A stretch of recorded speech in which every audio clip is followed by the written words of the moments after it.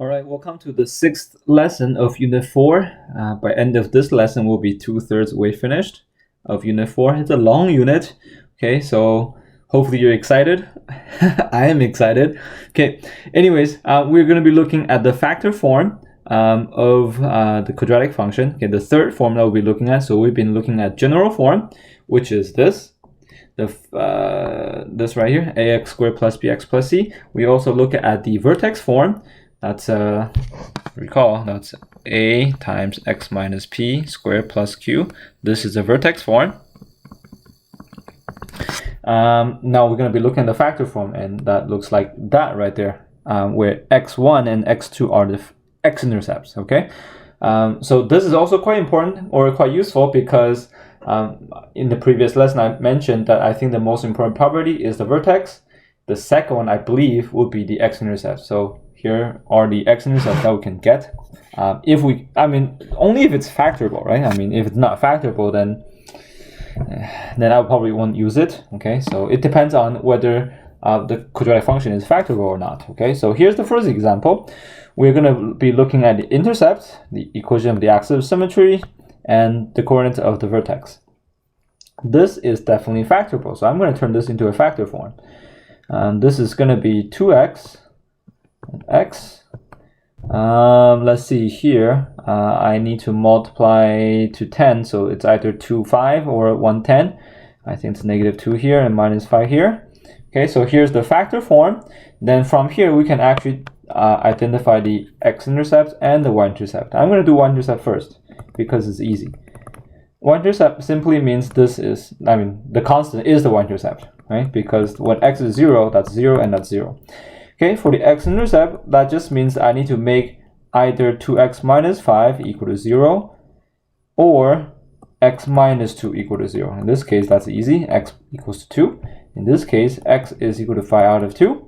So the x-intercepts are 5 over 2, comma 0 and 2, comma 0. So here are your intercepts. Okay, now axis of symmetry. We can, in the previous lesson, okay, we found the axis of symmetry by completing the square, but it seems redundant to do both, to convert the general form into both factor form and vertex form. Okay, so I guess the question then is, can we somehow find the equation of the axis of symmetry using the factor form? And of course, the answer is yes. Okay, so what you need to do is you need to think about this. Okay, so let's say here's the x-intercept of 2. This is x-intercept of 2.5. We know the graph looks something like this. And remember, because the parabola is symmetrical, so this is right in the middle, halfway in between 2 and 2.5. So in this case, it's easy to tell it's 2.25. However, sometimes it's not that easy to tell, but because it's halfway through, so really what we're looking for is the average. Okay, we're looking for the average. So the axis equation of axis of symmetry is always halfway between these two x-intercepts. Okay, so again, to find the halfway point, all you need to do is take the average of these two x-intercepts. And again, this one's easy to tell because it's 2 and 2.5, so halfway is 2.25. So there's the equation of axis of symmetry.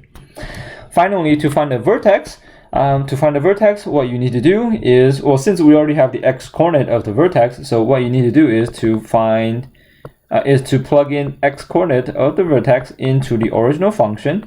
Then you get your y-coordinate, which is the vertex or the q value. And here you go. So if you plug this in into calculator, I believe you should get -5.1875.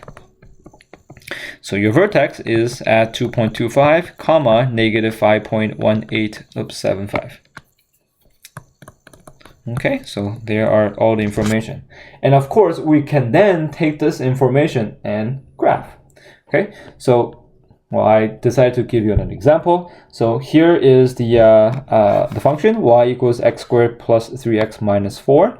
This one is easy to do. This is clearly factorable, right? Simple trinomial. You should be able to factor this in no time. You're looking for two numbers, multiply to -4 and add to +3. That has to be -1 and +4. So here is the factor form. We can actually get the y-intercept very easily. Again, y-intercept is simply the constant term at the end. It's -4. So 1, 2, 3, 4 right here. And our x-intercepts are -4 and +1. So 1, 2, 3, 4. +1 right here. Okay. We can then find the vertex. Again, the vertex, or the x-coordinate of the vertex, is always just the average of these two x-intercepts. So here's -4, here's positive. Okay, so again, I found my x-intercept because this tells me x is -4. This tells me x is +1, right? That's how you find the x-intercept, by making this equal to 0. Now to find the vertex, you add the two x-intercepts together, divided by 2. -4 plus 1 is -3. Divided by 2, -1.5. Now to find a y-coordinate, you simply plug this into your original function. -1.5 minus 4. That's 2.25 minus 4.5 minus 4. So -6.25. Okay, so -1.5 is right here. -6.25. 1, 2, 3, 4, 5, 6.25, somewhere here. Okay, so there's my vertex. And again, because it's symmetrical, this point will actually translate to this point right here as well, right? It's just a mirror image. Okay, so there you go. We have 5 points. Perfect. There is our parabola right here. Okay, hopefully this wasn't too difficult for you. Again, turn into a factor form. You get your x-intercept. You can find your y-intercept easily by taking the constant term, right? The constant term right here is the y-intercept. So there's -4.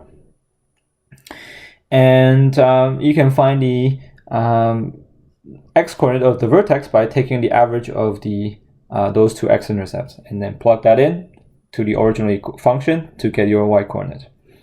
All right, so there are 2 questions for you to practice here.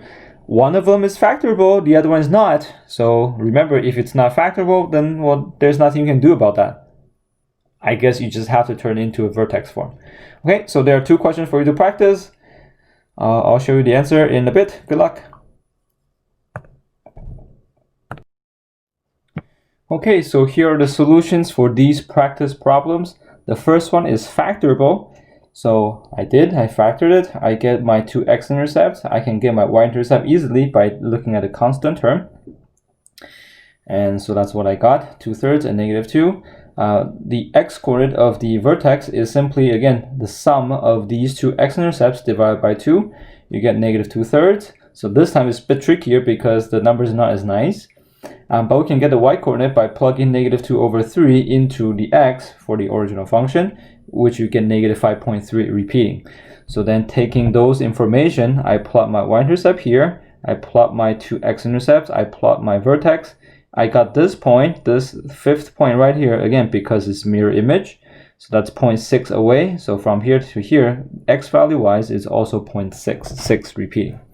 So there's my first graph.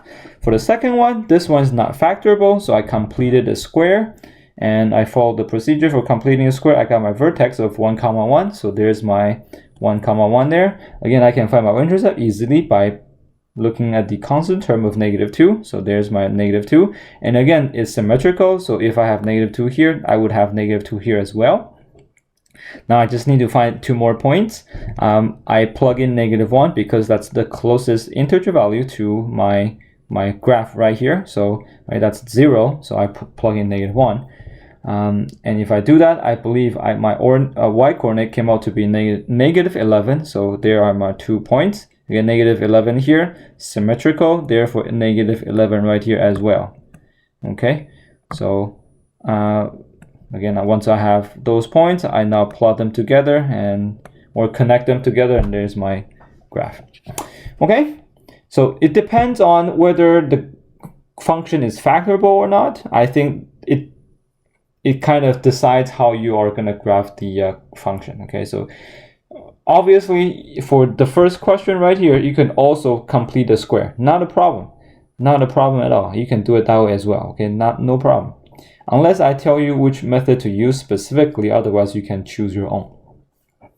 All right, example number 3 is as the graph of a quadratic function passes through the point -4 and 8, and the x-intercepts of the functions are 1 and 5. What is the equation in general form? So we're looking in general form. Again, this means we're looking at the function in ax squared plus bx plus c form. Okay, now what it tells us are the x-intercepts. So because it tells us the x-intercepts, right away I'm thinking about factor form. I'm thinking about factor form. Okay, because it tells me the x-intercepts. So recall x1, x2 are simply the x-intercepts. They are 1 and 5. So now I simply plug that in, x minus 1, because that's x1, x minus x2, which is 5. Be careful, if this was -5, then this would actually be x plus 5, right? Because it'd be x minus -5. Okay, just a heads up. Now, we still have a variable a there we haven't solved yet, and that's why we need to use this point now, right? Because again, that tells us the x-coordinate and the y-coordinate at that instant. So we can plug in 8 into y. A is still just a. X is now -4 at that moment, so I'm going to use -4. Now I can solve this. -4 minus 1 is -5. -4 minus 5 is -9. Multiply the -5 and -9, you get 45. A is still there. Solve for a by dividing both sides by 45. You get a equals 8 over 45. Therefore, your function in factor form is 8 out of 45 times x minus 1 times x minus 5. Now we just need to multiply this out, okay?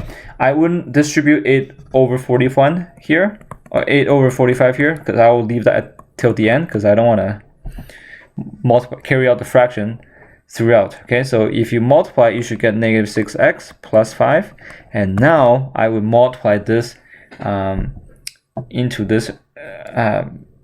I would expand this now, okay? So 8 over 45 x squared. You can actually simplify this, dividing 6 by 3 and dividing 45 by 3 as well. You should get 2 over 15. So 2 times 8 is 16 over 15x. Again, same thing, 5 and 45 can be reduced. You can divide that by 5 and divide that by 5. That's a 1. 8 times 1 is 1. And 45 divided by 5 is 9. So there is your equation in general form. Not a nice looking one. Okay, but that's okay. That's okay. Not a big deal. Not a big deal. Okay, last example for this lesson is as a doorway is, again, a parabolic arch. The base of the doorway is 2 meters wide. At a point 0.5 meters from one side of the doorway, it is 3 meters high. Determine an equation that represents this parabolic arch. Okay, so again, I would draw the diagram first. Okay, so we have doorway, so something like this in 3D, but my drawing is 2D. Oh, actually it's parabolic arch, my bad. So the doorway looks like this. Okay, the base is 2 meters wide, so this is 2 meters. At the point 0.5 meters from one side of the doorway, it is 3 meters high. So what I'm going to do right now is I am going to make, again, I need to draw my axes.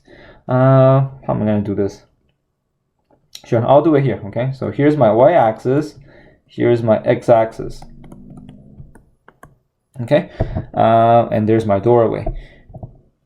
At a point 0.5 meters away from the side of the door, it is 3 meters high. So here, I guess here's 1 and here's 0.5.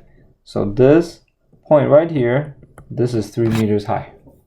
Okay, we are going to determine an equation. Okay, so now I have the diagram. I can actually get an equation for this now. Okay, so I have two x-intercepts here and there, 0 and 2.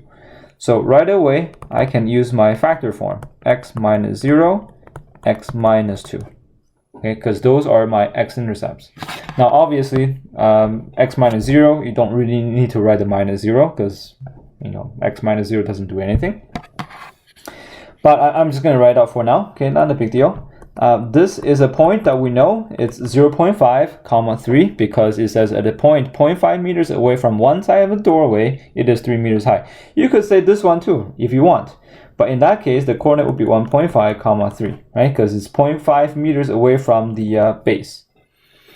Okay, so now I can plug in. I'm going to use this one because the number is a bit smaller. So 3 equals a times 0.5 minus 0 is simply 0.5. 0.5 minus 2. We have 0.5 times negative 1.5. So we get 0.5 times negative 1.5 is negative 0.75a. Now 3 divided by 0.75, is that a nice number? I don't think so, actually. Oh, actually, it's a very nice number. It's negative 4. Okay, a is negative 4. Awesome.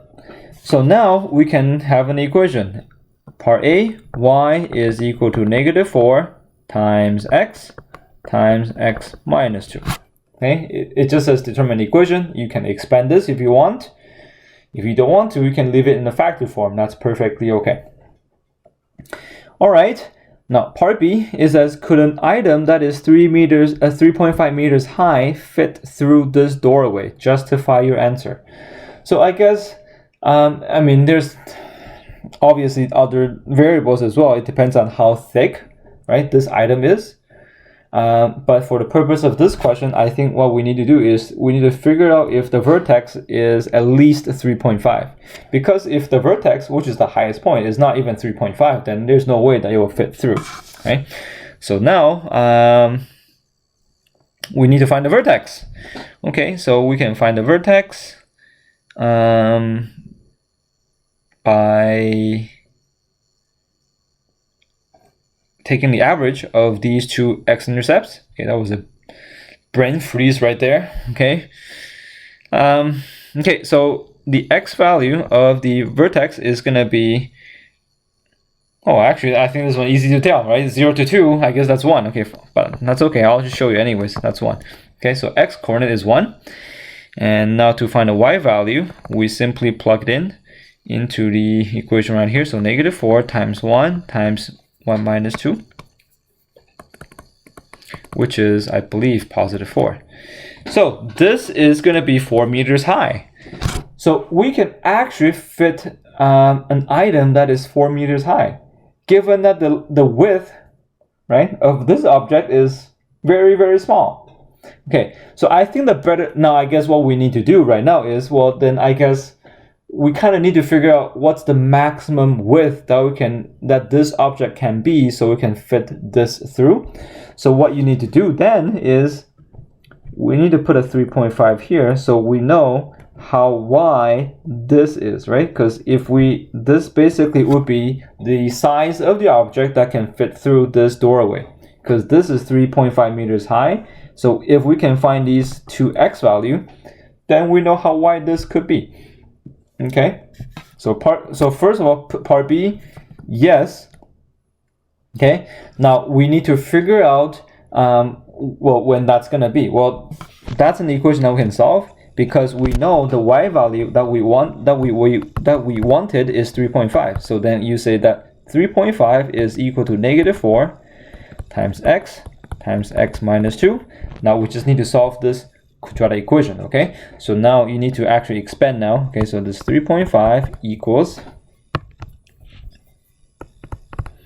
negative 4x times x minus 2, so negative 4x squared plus 8x.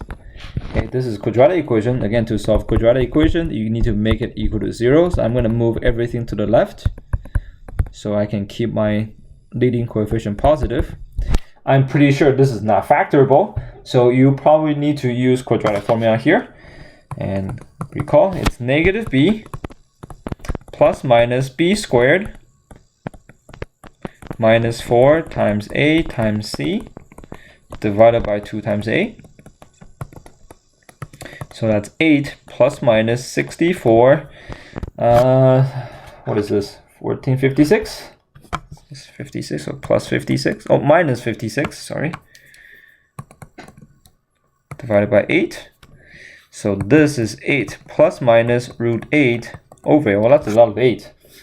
Okay. Now you can plug this into a calculator and see what you get. 8 plus square root of 8. What? Okay, I forgot to press the square root sign. 8 plus square root of 8 divided by 8. This is 1.35. Okay, or 8 minus square root of 8 divided by 8, you get 0.65. Okay, so what that means is this is 0.65 and this is, what is it, 1.35? 1.35. So the width right here is 1.35 minus 0.65, which is 0.7. So the final answer for part B is, yes, we can fit an item that is 3.5 meters high, given that the width of the object is 0.7 meters. Okay? If it's wider than 0.7 meters, then you cannot fit it through, right? Because then you're gonna hit it here and you're just gonna be stuck. Okay, so this question you need to actually, think about it. Okay, not as easy. All right, that's it. That's the end of 4.6. You need to do lots of practice. Okay, this chapter is just practice. Math is all about practice. All right, let me know if you need help. Good luck.